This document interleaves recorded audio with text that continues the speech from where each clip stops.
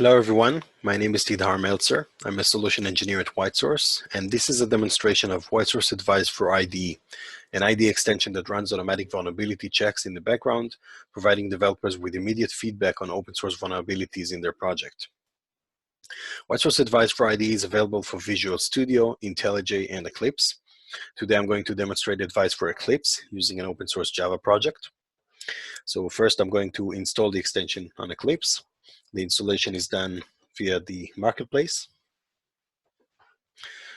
Just search for WhiteSource.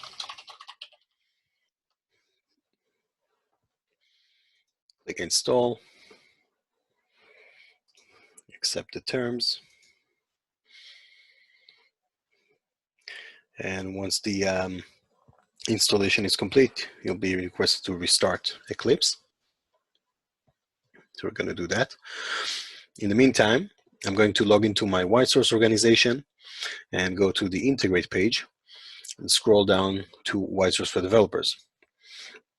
Now note that WhiteSource for developers, which includes Advise for IDE, is a supplemental feature. So if you see this, just reach out to us and we'll be happy to give you a test drive. I'm going to expand Advise for IDE and copy the license key. Then going back to Eclipse, and now I have a WhiteSource menu here. So I'm going to open it and click Activate WhiteSource Advise. Here I'm going to enter my WhiteSource username and the license key I just copied and click Activate.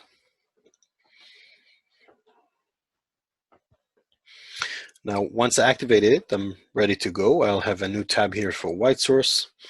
Advise basically scans the POM files of all the modules and will provide me information about the vulnerable open source components.